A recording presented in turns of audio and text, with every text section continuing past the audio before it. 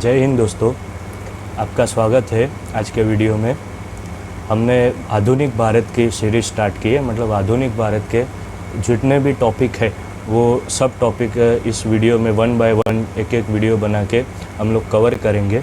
ठीक है, हमारा पहला वीडियो हमारे यूट्यूब चैनल पे आ चुका है जिसका नाम है भारत में यूरोपीय कंपनियों का आगमन। ये आप जो डिस्प्ले में देख रहे हो कुछ इस तरह से उसका थंबनेल है और लिंक उस वीडियो का मैंने डिस्क्रिप्शन में डाल दिया है। ठीक है, आज का हमारा टॉपिक है बंगाल पर अंग्रेज़ों का आधिपत्य। पहले भारत के अंदर यूरोपीय कंपनियों का आगमन होता है, कैसे यूरोपीय कंपनियों में अंदर अंग्रेज अपना डोमिनेंट मतलब वो अपनी जो सत्ता स्थापित करते, अन्य जो यूरोपीय कंपनियां थी उसको हरा के युद्धों के अंदर युद्ध करके हरा के उनको बाहर खदेड़ देते हैं। और बंगाल के अंदर अब अंग्रेज़ लोग कैसे हमारा अपना डोमिनेंट अपना वो शासन स्थापित करते हैं। ठीक है, आज का हमारा यह जो वीडियो है वो है बंगाल पर अंग्रेज़ों का आधिपत्य। ठीक है, और उसके बाद भी ऐसे अलग जैसे टॉपिक है। उसके बाद हम तीसरा वीडियो देखेंगे अंग्रेज़ों के मैसूर से संबंध, मैसूर और अंग्रेज़ों के बीच कैसे संघर्ष होता है, क्या होता है। उसके बाद सिख एवं अंग्रेज जिसमें आंग्ल सिख युद्ध और वो सब आएगा।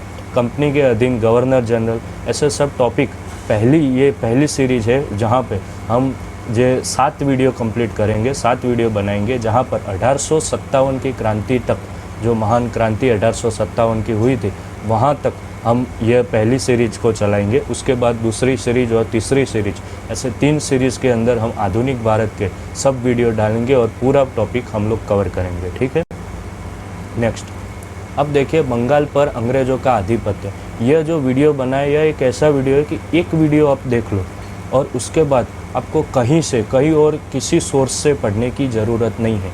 क्यों, मैं ऐसा क्यों कह रहा हूँ? क्योंकि इस वीडियो के अंदर सभी जितने भी इस टॉपिक के ऊपर बाज़ार में किताबें ऑनलाइन जहाँ पे भी जितना भी सोर्स अवेलेबल है सब सोर्स को इकट्ठा करके और एक ही वीडियो में डालने की कोशिश की है। ठीक है, जैसे कि आप देख लो सोर्स ऑफ दिस टॉपिक बराबर। ठीक है, पहला 6 से 12 मतलब 6 to 12 तक की NCERT, 6 to 12 तक की जो NCERT है वहाँ तक के सभी जो इस टॉपिक से रिलेटेड जो पॉइंट्स है जो हमारी एग्ज़ाम में, गवर्नमेंट एग्ज़ाम में, जो भी UPSC SSC कोई भी स्टेट PCS के एग्ज़ाम में हमको काम में आते वो सब टॉपिक इसमें डाले हैं। ठीक है, उसके बाद है रेफरेंस बुक है मतलब कि जो आधुनिक भारत के जो नामचीन जो बुक है जो लोग सजेस्ट करते हैं कि ये एग्ज़ाम के लिए ये बुक ठीक है, ये मतलब जो भी रेफरेंस बुक है उसमें से जैसे स्पेक्ट्रम हो गए आदि, महेश कुमार बर्णवाल, ऐसी सब किताबें हैं।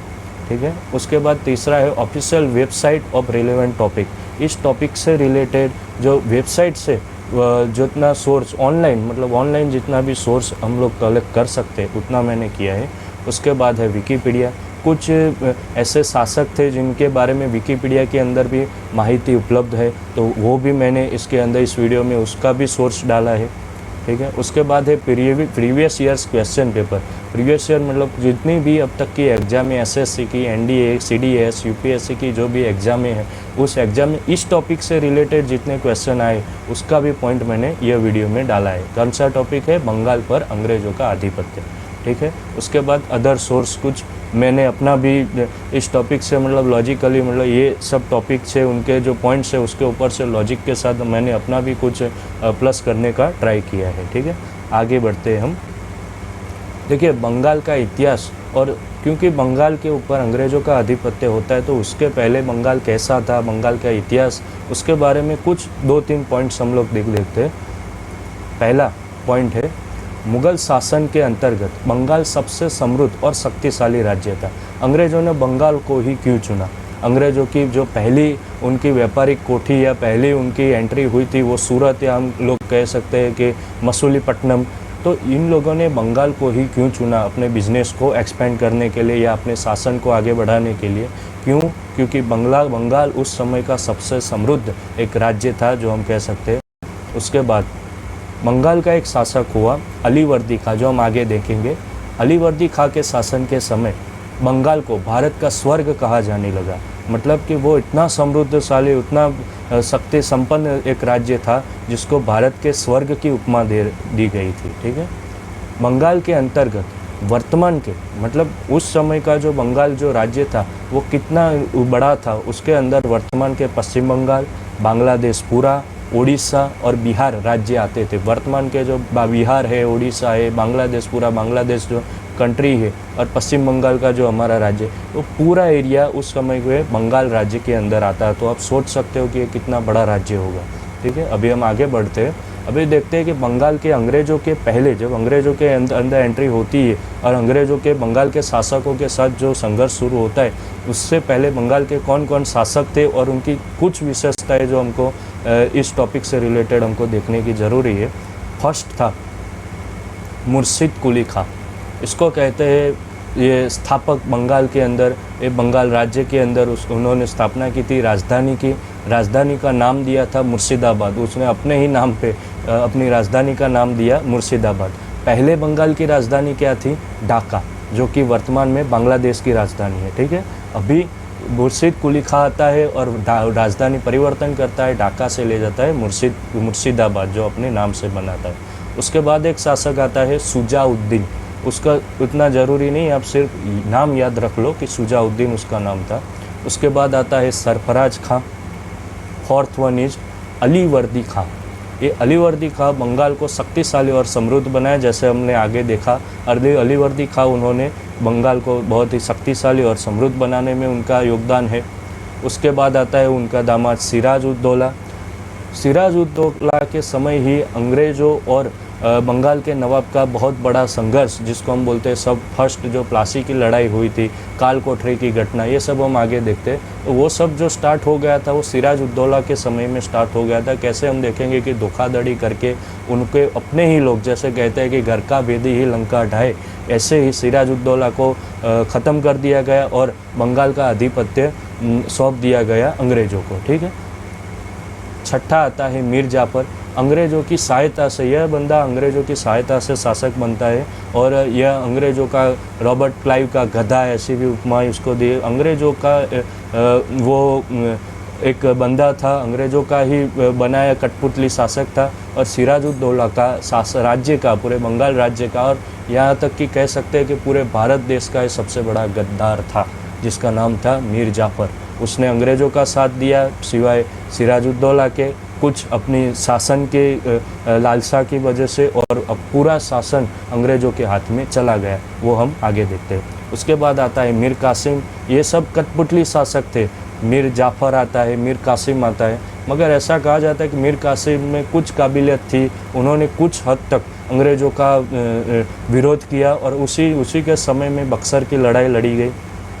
उसके बाद आता है मीर जाफ़र फिर से, क्योंकि अंग्रेज़ों को लगा कि मीर कासिम हमारा वफ़ादार नहीं रह सकता, तो उसको हटा दिया और फिर से मीर जाफ़र को लाया गया। उसके बाद आता है निज़ाम उद दौला। उसके बाद आता है सैफ उद दौला। उसके बाद आता है मुबारक उद दौला। बंगाल का सबसे अंतिम शासक जो कठपुतली शासक था, जिसका नाम था मुबारक उद दौला। ठीक है, यह अंतिम कठपुतली शासक जिसको बोलते हैं, अंतिम मतलब अंग्रेज़ों द्वारा बनाया गया अंतिम कठपुतली शासक था। इसके बाद में बंगाल का जो शासन था वो अंग्रेज़ों ने अपने हाथ में ही ले लिया। ठीक है, अंग्रेज़ लोग डायरेक्ट उसके ऊपर शासन करने लगते हैं। अभी हम लोग आगे बढ़ते हैं। अंग्रेज़ों और बंगाल के शासकों के बीच संघर्ष के कारण अभी अंग्रेज़ धीरे धीरे, क्योंकि देखते हैं बहुत ही शक्ति समृद्ध ये राज्य है, तो अंग्रेज़ अपना घुसपैठ करना चालू करते हैं धीरे करके बंगाल के अंदर। क्यों? और यह सब वहाँ के शासक देख रहे हैं कि कैसे अंग्रेज़ अपना पग अंदर पसार रहे हैं, तो उनके बीच संघर्ष शुरू होने लगता है। संघर्ष के कुछ कारण हैं जो हम आगे देखते हैं। देखिए, पहला कारण है अंग्रेजी कंपनियों को विशेषाधिकार देने से बंगाल प्रांत का प्रशासन बेहद नाराज़ था। इससे प्रांतीय राजकोष को बड़ी हानि होती थी। आप यह आगे हम लोग देखेंगे कि कैसे मुग़ल शासक थे, उन्होंने अंग्रेजी कंपनियों को कुछ विशेषाधिकार दे दिए थे पूरे मुग़ल शासन के अंदर, वहाँ जिसमें बंगाल भी आता था, और जिसके कारण बंगाल की जो सेपरेट जो अपनी राजकोषीय जो तिजोरी थी उसको हानि हो रही थी। दूसरा कारण था अंग्रेज़ों ने सिराज उद दौला के समय कलकत्ता में अपनी व्यापारिक कोठी की किलेबंदी शुरू कर दी। अभी ये लोग बंगाल के एंट्री लेते हैं कि एज ए व्यापारी, एक बिजनेस के तौर पर, और बिजनेस कर रहे हैं और अपने साथ में ये किला बना रहे। तो यह वहाँ के शासकों को पसंद नहीं आया कि आप व्यापार कर रहे हो तो व्यापार ही करो, आप लोग किला क्यों बना रहे हो, ठीक है। तो यह भी एक कारण था। तीसरा कारण था कंपनी को दिए गए व्यापारिक अधिकारों का इसके अधिकारियों द्वारा अपने व्यक्तिगत व्यापार के लिए दुरुपयोग किया गया, ठीक है। मतलब ये लोग, अंग्रेज लोग इंटरनली भी बहुत भ्रष्ट थे, ठीक है। वो कंपनी तो बहुत ख़राब थी ही, उसके साथ उसके जो अधिकारी थे, उसके जो वहाँ पे जो काम कर रहे थे, वो अपना खुद का भी फ़ायदा देख रहे थे और उसके लिए भी जो अधिकार मिले थे उसका दुरुपयोग कर रहे थे। और ये सब बंगाल और उसके शासक ये सब देख रहे थे और धीरे धीरे करके इन दोनों के अंदर दरारें बढ़ती जाती है और संघर्ष की शुरुआत होती है। अभी हम आगे देखते हैं। कंपनी ने कलकत्ता में राजवल्लभ के पुत्र कृष्णदास को शरण दी, जो कि नवाब का विरोधी है। अभी ऐसा है कि कोई भी शासन होता है तो उसके अंदर कोई भी शासक, कोई भी राजा के दरबार में कोई भी विरोधी पक्ष तो होता ही है। जैसे अभी वर्तमान में हम लोग देखते हैं कि नरेंद्र मोदी है हमारे प्रधानमंत्री, तो वहाँ पे विरोध पक्ष में राहुल गांधी और अन्य क्षेत्रीय पार्टी है, उनके भी नेता है। तो ऐसे भी कोई भी बहुत बड़ा राजा हो तो उसके भी शासन में कोई भी ऐसे लोग या ऐसा बंदा होता है जो उनका विरोधी होता है। अंग्रेज़ों ने क्या किया कि ये मतलब ये बंदा था राजवल्लभ के पुत्र कृष्णदास, जो कि शासक के विरोधी थे, जो नवाब थे उसके विरोधी थे, और उनको शरण देते। तो एक तरीके से हम लोग देख सकते हैं कि ये नवाब के विरोध में जा रहे हैं, कौन? अंग्रेज, ठीक है। अभी हम आगे देखते हैं। Sirajuddaula versus British East India company. अभी ओपन ये सब कारण की वजह से ब्रिटिश ईस्ट इंडिया कंपनी और बंगाल के नवाब सिराजुद्दौला के बीच ओपन संघर्ष की शुरुआत हो चुकी थी, ठीक है। पहला हम लोग देखते हैं, सिराज ने अंग्रेज़ों के विरुद्ध युद्ध छेड़ दिया, पहले कासिम बाजार पर और फिर 20 जून 1756 को फोर्ट विलियम पर कब्जा कर लिया। अभी हमने पहले देखा कि उन्होंने अपना एक किला बनाने की शुरुआत कर दी थी, जिसका नाम उन्होंने बाद में रखा फोर्ट विलियम, ठीक है। अभी ऐसा होता है कि जो सिराजुद्दौला था उसने अंग्रेज़ों के खिलाफ, ब्रिटिश ईस्ट इंडिया कंपनी के खिलाफ एक्शन लेना शुरू कर देता है, ठीक है। तो वो हम एक्शन ये देख रहे हैं कि सिराजुद्दौला ने अंग्रेज़ों के विरुद्ध युद्ध छेड़ दिया, पहला पॉइंट। दूसरा पॉइंट, कासिम बाजार। और कासिम बाजार मतलब कि वो बंगाल का एक कह सकते हैं कि एक होलसेल मार्केट टाइप का उस समय का कासिम बाजार, जहाँ पर ये फॉरेन कंपनियाँ आती थी और अपना व्यापार कर रही थी। तो वहाँ पे जो ब्रिटिश ईस्ट इंडिया कंपनी की जो कोठी थी उसके ऊपर सिराजुद्दौला ने अटैक किया और वहाँ से अंग्रेज़ों को भगा दिया, ठीक है।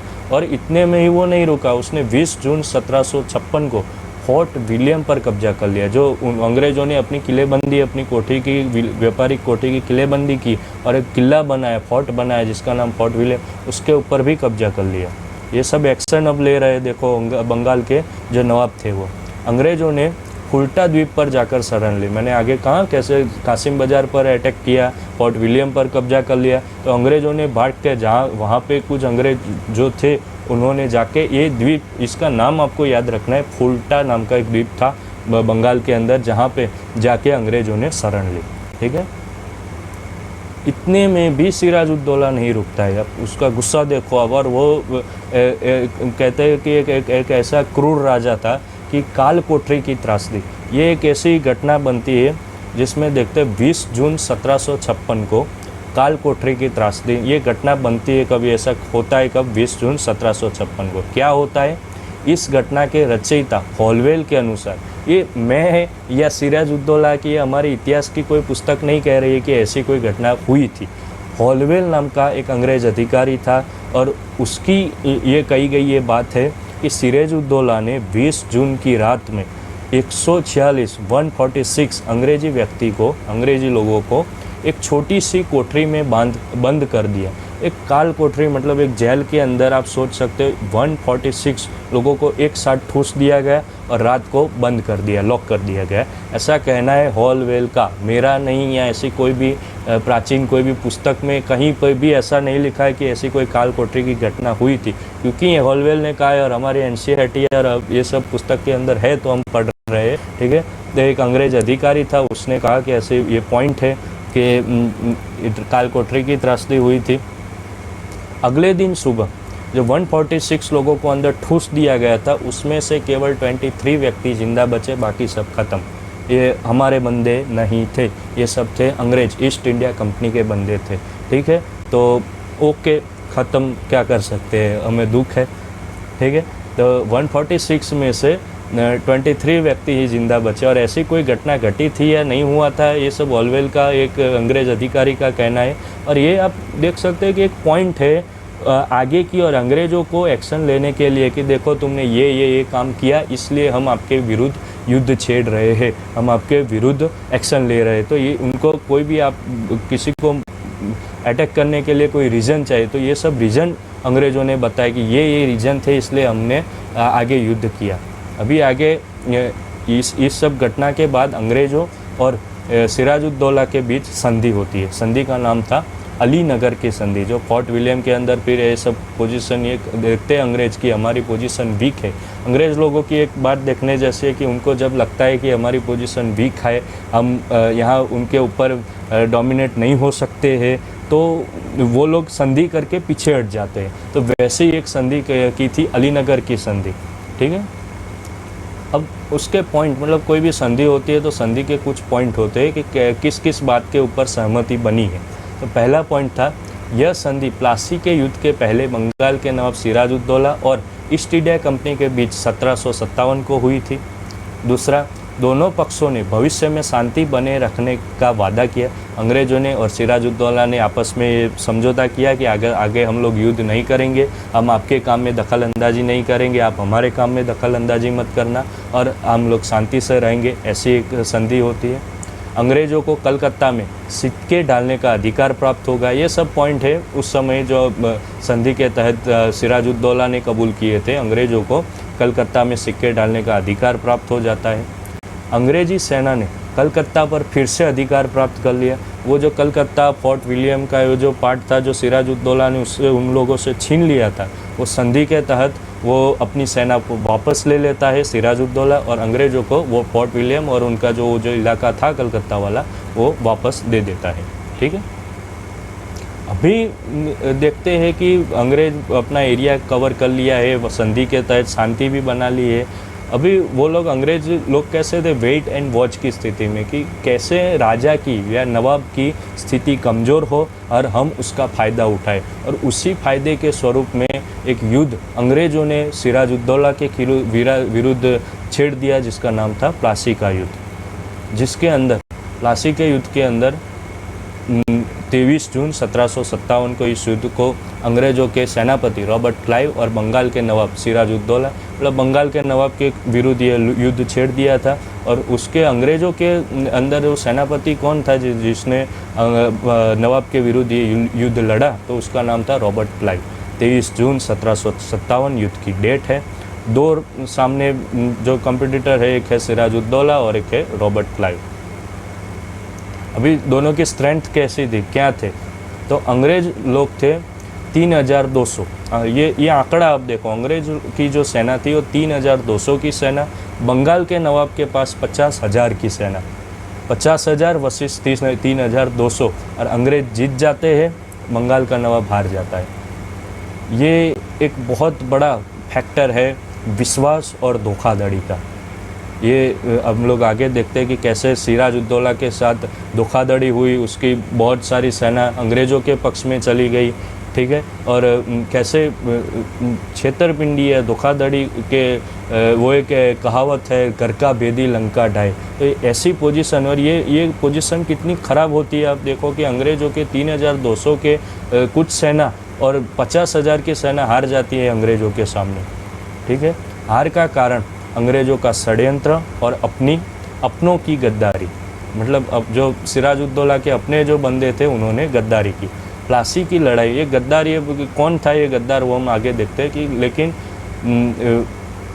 सिराजुद्दौला के वफादार भी कुछ लोग रहे, जिसमें थे प्लासी की लड़ाई में मोहनलाल और मीर मदान के नेतृत्व में एक छोटी सी सेना नवाब के वफादार रही, जिन्होंने कुछ फाइट दी, कुछ हद तक वो लोग लड़े। जो वफादार ऐसे भी लोग होते हैं जो वफादार रहे, तो वो दो बंदे थे और वो इतिहास के अंदर अमर हो गए सिराजुद्दौला के साथ, जिनका नाम था मोहनलाल और मीर मदान। लड़ाई में नवाब के गद्दार कौन थे, तो सेनापति मीर जाफर और राय दुर्लभ, मीर जाफ़र ही मेन वो बंदा था जिसको नवाब बनना था, और अंग्रेज़ों की तरफ से वो मतलब फूट चुका था और अंग्रेज़ों की सेना की ओर बढ़ गया और प्लासी के युद्ध के अंदर गद्दारी की और प्लासी का युद्ध सिराजुद्दौला और बंगाल के नवाब हार जाते हैं। और भविष्य में भारत का जो बहुत ही ख़राब भविष्य जो स्टार्ट हो जाता है, ठीक है, फ्यूचर वो बहुत ही बुरा समय 200 साल, उसकी जो फर्स्ट स्टेप था वो प्लासी की लड़ाई को माना है और उसका जो सबसे बड़ा कारण था यही बंदा मीर जाफ़र और राय दुर्लभ, ये दोनों गद्दार, ठीक है। ये गद्दारों की वजह से ही हमारा देश अंग्रेज़ों के हाथ में धीरे धीरे धीरे करके फिसलता जाता है। अभी हम लोग आगे देखते हैं बंगाल में प्लासी की लड़ाई और बक्सर की लड़ाई के बीच का समय। वे प्लासी की लड़ाई हो जाती है, अंग्रेज़ लोग जीत जाते हैं, जो वो बंदा था मीर जाफ़र उसको नवाब बना दिया जाता है, मीर कासिम को मार दिया जाता है। उसके बाद बक्सर की लड़ाई होती है, दूसरी लड़ाई, वो हम आगे देखें। उसके बीच का समय था, उसके दरमियान क्या क्या घटनाएं हुई। प्लासी की लड़ाई के बाद सिराजुद्दौला से गद्दारी करने वाले मीर जाफ़र को अंग्रेज़ों ने नवाब बना दिया। फर्स्ट पॉइंट, नवाब कौन बनाया? मीर जाफ़र। सिराजुद्दौला को उड़ा दिया, मार दिया। दूसरा पॉइंट है, मीर जाफ़र ने कंपनी को बंगाल, बिहार, उड़ीसा में मुक्त व्यापार की अनुमति प्रदान की। मतलब ये अपना ही बंदा था अंग्रेज़ों के लिए, ठीक है, उनका खुद का बंदा था, तो वो तो मदद करेगा ही। बंगाल, बिहार और उड़ीसा के अंदर मुक्त आपको जो व्यापार करना है, लूटो कापो चाहे जो भी करो, ठीक है। वो कठपुतली शासक था, लोग उनको क्लाइव का गधा कहते हैं, इस बंदे को, मीर जाफ़र को, इस गद्दार को। आगे हम लोग देखते हैं कलकत्ता के 24 परगना, ये आज भी यही जो कलकत्ता के अंदर, कलकत्ता के 24 परगना की ज़मींदारी भी अंग्रेज़ों को दे दी गई। अंग्रेज़ों को एक एरिया की ज़मींदारी दे दी गई। इसको ऐसा कहा जाता है कि रॉबर्ट क्लाइव की जो पर्सनल जो जागीर थी वो यह एरिया था 24 परगना। तो ये 24 परगना वाला जो एरिया था वो किसने? मीर जाफ़र ने ब्रिटिश ईस्ट इंडिया कंपनी को जागीर के तौर पर दे दी। उसके बाद अंग्रेज कंपनी का ऐसा विचार था कि मीर जाफ़र डचों के सहयोग से अंग्रेज़ों के प्रभाव को कम करने का प्रयास कर रहा है और इसके लिए अंग्रेज़ों ने उसे हटा के उसके दामाद मीर कासिम को नवाब बना दिया। एक कहावत है हमारे गुजराती में कि कुतराओनो संग कभी काशी ना जाए, ठीक है। इसका हिंदी में मतलब होता है कि कुत्तों का संग कभी काशी तक नहीं पहुंच सकता। वो लोग रास्ते में ही अंदर ही लड़ झगड़ के ख़त्म हो जाते हैं, क्योंकि वो लोग ठीक है वफ़ादार ऐसे कहा जाता है, लेकिन वो लोग अंदर ही एक दूसरे के ऊपर ट्रस्ट नहीं कर पाते। और हमारे यहाँ गुजराती में ऐसी कहावत है, कुत्तों का संग काशी नहीं पहुँच सकता, ठीक है। तो ऐसे ये लोग मीर कासिम, ये जो मीर जाफ़र था और अंग्रेज ब्रिटिश ईस्ट इंडिया कंपनी थे, उनके आपस में ही जो वैचारिक मतभेद और उसको आपस में एक दूसरे के ऊपर से ट्रस्ट ख़त्म होने लगा था। उनको ऐसा लग रहा था कि ये डचों के साथ जा रहा है, हमको यहाँ पे हमारे प्रभाव को कम करने की कोशिश कर रहा है। तो ये सब कारण की वजह से अंग्रेज़ों ने क्या किया कि मीर जाफ़र को फिर से हटा दिया और मीर कासिम को ब्रिटिश ईस्ट इंडिया कंपनी ने बंगाल का नवाब बना दिया। अब हम लोग आगे देखते हैं बंगाल में प्लासी की लड़ाई और बक्सर की लड़ाई के बीच का समय पार्ट 2। उसके बीच में क्या होता है? मीर कासिम अलीवर्दी, मीर कासिम को अब नवाब बना दिया जाता है, मीर जाफ़र को हटा दिया जाता है। मीर कासिम अलीवर्दी खां के उत्तराधिकारियों में सबसे योग्य था। ये एक लास्ट वो बंदा था जिसने अपना बेस्ट एफर्ट लगाया कि कैसे भारत को या बंगाल को ये ब्रिटिश ईस्ट इंडिया कंपनी के प्रभाव से हटा दिया जाए और ये अंग्रेज़ों को यहाँ से रवाना कर दिया जाए। कुछ युद्ध किए, बक्सर की लड़ाई उन्होंने लड़ी और कुछ अपना योगदान दिया, कुछ प्रयत्न किया, हालांकि वो सफल नहीं हो पाए, ठीक है, लेकिन उन्होंने ट्राई किया। किसने? मीर कासिम ने। और इसीलिए कहा जाता है कि अलीवर्दी खां के बाद जो सबसे योग्य उत्तराधिकारी था वो था मीर कासिम। मीर कासिम ने पहला काम क्या किया? उसको पता चल गया था कि अंग्रेज़ लोग बहुत ख़राब है और ये हमारे राज्य को धीरे धीरे करके खा जाएंगे, एक दिमाग की तरह ये हमको खा जाएंगे, हमारा राजकोषीय जो धन है वो लूट लेंगे। उन्होंने पहला स्टेप यह लिया, मीर कासिम ने अपनी राजधानी को मुर्शिदाबाद से मुंगेर स्थानांतरित कर दिया। जो राजधानी, मतलब उनको लग रहा था कि मुर्शिदाबाद में राजधानी है, यहाँ पे ही ब्रिटिश ईस्ट इंडिया कंपनी आके जम गई है, उनके बंदे यहाँ पर ही हमारे ही दरबार में बैठ गए, तो यहाँ पे हम कुछ ऐसा शासन ठीक से नहीं कर पाते। इसलिए उन्होंने क्या किया, मुंगेर में अपनी राजधानी को स्थानांतरित कर दिया। दूसरी बात, मीर कासिम ने अंग्रेज़ों के साथ भारतीयों को भी मुक्त व्यापार करने की अनुमति दी। यह एक बहुत बड़ा उस समय का फैसला हम लोग कह सकते हैं कि कैसे, क्योंकि वो तो अंग्रेज़ों का बंदा था मीर जाफ़र। मीर जाफ़र ने क्या किया था कि पूरे प्रांत में अंग्रेज़ों को मुक्त व्यापार करने की अनुमति दे दी थी। अभी मीर कासिम ने क्या किया कि भारतीयों को भी, जितने भी भारतीय व्यापारी उनको भी मुक्त व्यापार करने की अनुमति दे दी, जिसके कारण वो लोग अंग्रेज ब्रिटिश ईस्ट इंडिया कंपनी के साथ कम्पीट कर सके, उनके साथ वो लोग प्रतिस्पर्धा कर सके, किसमें, व्यापार के अंदर। चौथा पॉइंट, नवाब का यह कदम अंग्रेज़ों को पसंद नहीं आया, जाहिर सी बात है, और अंत में यह बक्सर के युद्ध का पूर्वगामी कारण बना। यह सब कारण, यह जो स्टेप मीर कासिम धीरे धीरे करके ले रहा था, ये सब अंग्रेज़ों को पसंद आ रहे नहीं थे, और इसी के कारण बक्सर का युद्ध होता है। और बक्सर के युद्ध के बारे में अब हम जानते हैं। यह हिस्टोरिक बक्सर की लड़ाई के बारे में हम जानते हैं। ऐसा कहा जाता है कि प्लासी की लड़ाई के बाद यह बक्सर की लड़ाई होती है, और यह अंतिम वो जो पड़ाव था कि जिसके बाद यह डिसाइड हो गया कि बंगाल के अंदर, और कह सकते हैं कि धीरे धीरे करके पूरे भारत के अंदर अंग्रेज शक्ति एक पैरामाउंट पावर, सबसे बड़ी सर्वोच्च सत्ता बन के उभरने की यह एक शुरुआत हो चुकी थी बक्सर की लड़ाई के बाद। पहला पॉइंट, बक्सर का युद्ध 1764, यह डेट आपको ये साल याद रखनी है, 1764 ईस्वी सन 1764 में अंग्रेज वशिष्ठ मीर कासिम के बीच हुआ, मीर कासिम ने किया। उसके बाद अवध के नवाब शुजा-उद-दौला, मुग़ल बादशाह शाह आलम द्वितीय। एक तरफ ब्रिटिश ईस्ट इंडिया कंपनी थी, दूसरी तरफ 3 शासक थे। कौन थे? पहले नीचे से स्टार्ट करते हैं। पहले थे मीर कासिम बंगाल के, उसके बाद उसके ऊपर जाओ अवध के शुजा-उद-दौला, ठीक है। और तीसरे थे मुग़ल बादशाह, जो कि वो भी कठपुतली शासक ही थे, लेकिन उन्होंने भी अपना ट्राई किया, मुग़ल बादशाह शाह आलम द्वितीय। 3 लोग याद रखने हैं, मीर कासिम, शुजा-उद-दौला और शाह आलम द्वितीय। उसके ऑपोजिट में थे ब्रिटिश ईस्ट इंडिया कंपनी। अब ब्रिटिश ईस्ट इंडिया कंपनी में अंग्रेज़ों के तरफ से जो सेनापति थे उनका नाम था हेक्टर मुनरो। पहले प्लासी के युद्ध के समय कौन था? Robert Clive. इस बार हेक्टर मुनरो, ठीक है। मीर कासिम और उसके गठबंधन की बुरी तरह हार हुई और अंग्रेज जीत गए। ये एक तरफ से कह सकते हैं कि हमारे देश का बहुत बड़ा दुर्भाग्य ही था कि ऐसे अंग्रेज लोग जीतते जा रहे, और हमारे जो शासक जो भी थे उस समय, हम लोग कुछ लोग उनको पसंद करते हैं, कुछ नहीं करते, जो भी थे हमारे जो शासक थे वो लोग एक के बाद एक अपनी लड़ाइयाँ हार रहे हैं, ठीक है। तो इसी तरह उन्होंने ये भी लड़ाई वो हार गए, बक्सर की लड़ाई, और अंग्रेज यह लड़ाई जीत जाते हैं। इस लड़ाई ने अंग्रेज़ों का भारत पर निर्णायक नियंत्रण स्थापित कर दिया, ठीक है। निर्णायक मतलब अब शांति, अब पूरे भारत के अंदर बहुत ही कम, इस तरफ मराठा थे, मैसूर वो वगैरह थे, लेकिन एक इस एरिया में कम से कम बंगाल, अवध, दिल्ली, यह तक के क्षेत्र में एक फिक्स हो गया था कि अंग्रेज से बड़ी कोई भी सत्ता अभी नहीं है, ठीक है। और बक्सर की लड़ाई एक निर्णायक युद्ध था। बक्सर की लड़ाई जैसे वहाँ अलीनगर की संधि, ऐसे ही बक्सर की लड़ाई के बाद भी एक संधि होती है, किनके बीच में? अंग्रेज़ों और मीर कासिम और वो जो सेना थी पूरी, वो जो गठबंधन था, उनके बीच में संधि होती है, इलाहाबाद की संधि जिसको कहा जाता है।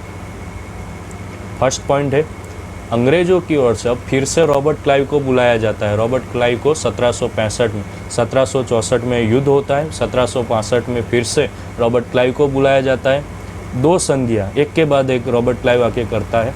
पहली संधि करता है मुग़ल शासक शाह आलम द्वितीय के साथ, और दूसरी संधि करता है अवध के नवाब के साथ। और जो मीर कासिम था वो वहाँ से भाग जाता है, और उसकी जो परिस्थिति बहुत बुरी तरह से, वो अपनी अंतिम जो जीवन का अंतिम समय बिताता है और लास्ट में वो मर जाता है, ठीक है।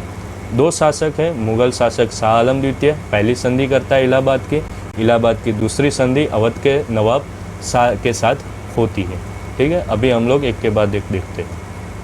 फर्स्ट पॉइंट, नवाब और अंग्रेज़ों की संधि।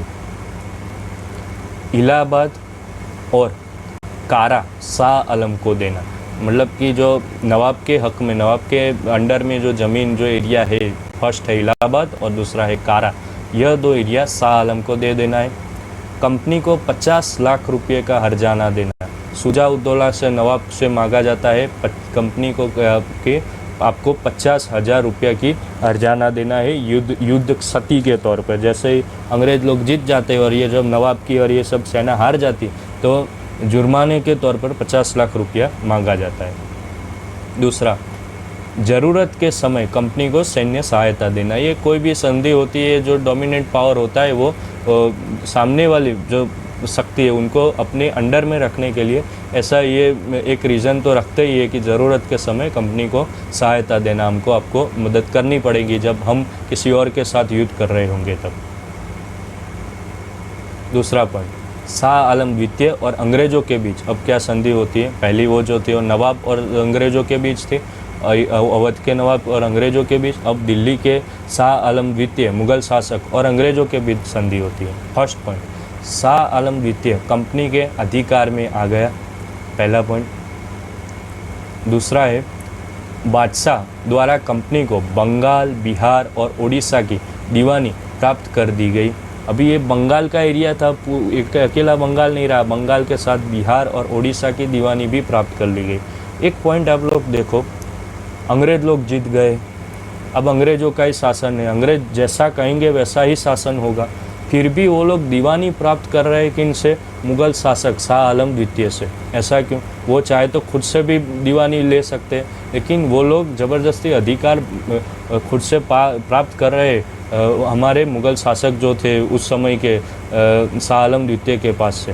क्यों ऐसा क्यों हो रहा है? क्योंकि जो पब्लिक का जो माइंडसेट था, आप लोग देखो 1857 की जो क्रांति हो रही थी उसमें भी वो लोग ऐसा ही मान रहे थे कि जो दिल्ली के शासक है वही पूरे भारत के शासक है। मुग़ल शासक जो हम लोग ने पहले वाले जो वीडियो में हम लोग देखा बहादुर शाह जफ़र, तो पब्लिक का जो माइंडसेट है कि हमारे जो शासक है अभी वो दिल्ली के शासक है, तो पब्लिक को न छेड़ने के लिए और ऐसा करने के लिए उन्होंने दीवानी प्राप्त करते हैं किससे?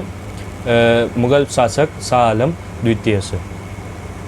कंपनी द्वारा बादशाह को वार्षिक 26 लाख रुपये का पेंशन देना निर्धारित किया गया।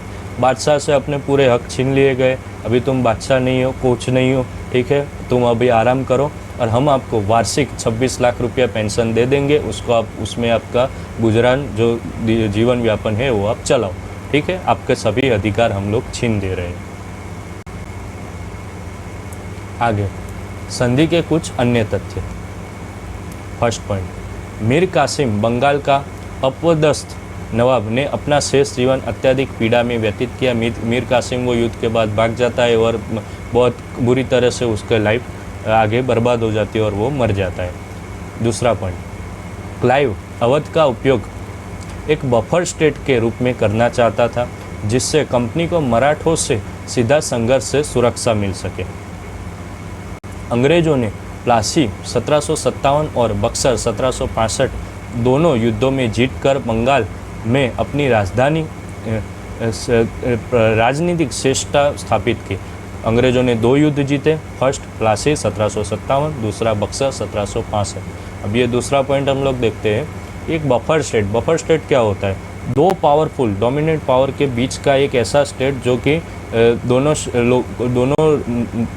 देशों को या दोनों राष्ट्रों को सेपरेट रखता है। जैसे हम लोग अभी देख सकते हैं कि नेपाल एक बफर स्टेट, नेपाल को बफर स्टेट हम लोग कह सकते हैं। एक साइड इंडिया है, एक साइड चाइना है। अभी आप लोग सोचो कि नेपाल ऐसा देश ना होता है, वो देश भारत के अंदर होता, तो चाइना की और इंडिया की जो बॉर्डर है वो सबसे लंबी और बहुत बड़ी बॉर्डर हो जाती और संघर्ष के कई और कारण का जन्म हो जाता है, ठीक है। अभी एक नेपाल है वो एक बफर स्टेट है, बीच का राष्ट्र है। उसी तरह मराठों और बंगाल के अंदर ईस्ट इंडिया कंपनी के बीच में अवध एक बफर स्टेट के रूप में काम करता है। और ये किसकी युक्ति थी, ये किसका आइडिया था? तो उसका नाम था रॉबर्ट क्लाइव, जिसने इलाहाबाद की संधि की थी। अभी ये युद्ध खत्म होता है, संधि हो जाती है, एक फिक्स हो जाता है कि अब बंगाल, बिहार, उड़ीसा ये सब की दीवानी अंग्रेज़ों के पास आ गई है, ठीक है। अभी हम लोग जो चाहे वो कर सकते हैं अंग्रेज़ों के माइंड में, मतलब अंग्रेज़ इतने बुद्धू नहीं थे, वो लोग जो चाहे वो नहीं कर रहे थे। उन्होंने आइडिया से धीरे धीरे करके कैसे अपने देश को लूटना है और पब्लिक को भड़काए बिना, ठीक है, आप पहले भी आपने देखा कि वो दीवानी प्राप्त करे शाह आलम द्वितीय से, क्यों खुद नहीं कर सकते? खुद ऐसे वो लोग जाहिर कर दे कि हम ही यहाँ के सबसे बड़े पावर है, हम ही यहाँ की सत्ता है और ये दीवानी हमारे ही हाथ में। नहीं, वो प्राप्त करते हैं शाह आलम द्वितीय से। उसी तरह बंगाल के अंदर द्वैध शासन की शुरुआत करते हैं, 2 शासक, ठीक है। और ये द्वैध शासन कब से कब तक चलता है? तो 1765।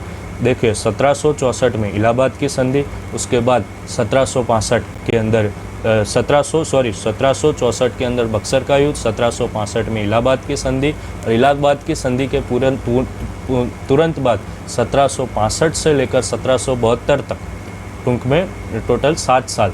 1772 के अंदर वो जो रेगुलेटिंग एक्ट आ जाता है, वो लोग वो सब हम आगे देखते हैं। 5 साल रॉबर्ट क्लाइव की युक्ति, यह भी रॉबर्ट क्लाइव के अंडर में था। उसने द्वैध शासन की शुरुआत की। बक्सर के युद्ध के बाद रॉबर्ट क्लाइव ने बंगाल में द्वैध शासन की शुरुआत करता है। अब ये द्वैध शासन क्या था, अब वो हम देखते हैं। इसमें प्रशासनिक दायित्व तो बंगाल के नवाब पर था, जबकि राजस्व वसूलने का दायित्व ईस्ट इंडिया कंपनी पर था। ये देखो, पैसा हमारे हाथ में, मेहनत का काम तुम करो, ठीक है। बंगाल को नवाब को कह दिया गया कि भाई देखो, मेहनत का जो काम है, प्रशासनिक जवाबदारी, पुलिस है, न्याय है, ये सब वो वगैरह जो मगजमारी वाला काम है एक शासक के तौर पर, वो सब आप संभालो।